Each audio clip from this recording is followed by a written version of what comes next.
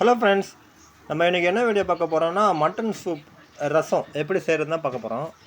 அதுக்கு தேவையான பொருள் என்ன பார்த்தீங்கன்னா, ஒரு மட்டன் கொஞ்சம் எடுத்து வச்சுக்கணும். அதுக்கப்புறம் மிளகு, சீரகம், தனியாலாம் எடுத்து வச்சுக்கணும். அதெல்லாம் வந்து ஒரு மிக்சியில் அரைக்கிறதுக்கு ரெடி பண்ணி வச்சுருக்கோம். அதுக்கப்புறம் மிக்சியில் போட்டு நல்லா பவுடர் போல் அரைச்சி வச்சுக்கணும்.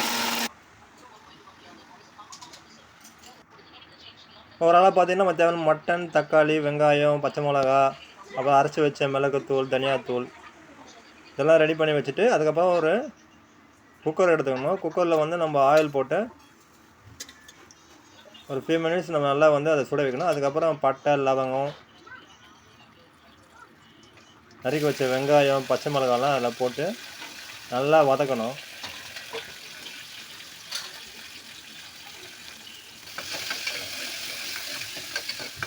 நல்லா வெங்காயம் நல்லா வதங்கி வர அளவுக்கு நல்லா வதக்கணும். அப்புறம் அதில் வந்து இஞ்சி பூண்டு விழுது, தக்காளி, கொத்தமல்லி,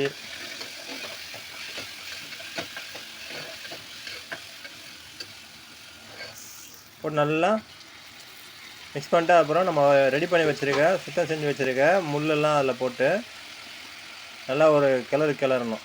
மஞ்சத்தூள், மிளகாத்தூள், தேவையான அளவுக்கு உப்பு இதை போட்டு நல்லா ஒரு கிளறணும்.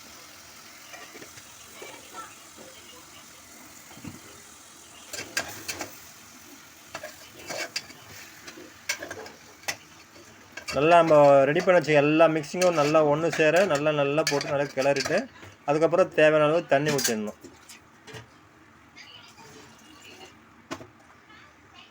தண்ணி ஊற்றிட்டு திரும்ப நல்லா மிக்ஸ் பண்ணிவிட்டு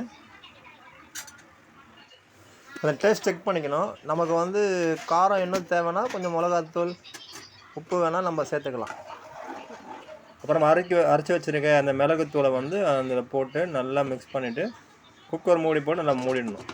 மூடிட்டு ஒரு 4-5 விசில் வரைக்கும் நம்ம வெயிட் பண்ணணும். அதுக்கப்புறம் நம்ம பார்த்தோன்னா நமக்கு சூப்பரான சூப்பு ரெடி ஆகிடும். பாருங்கள், இது சூப்பாகவும் சொல்லலாம், ரசம்னு சொல்லலாம்.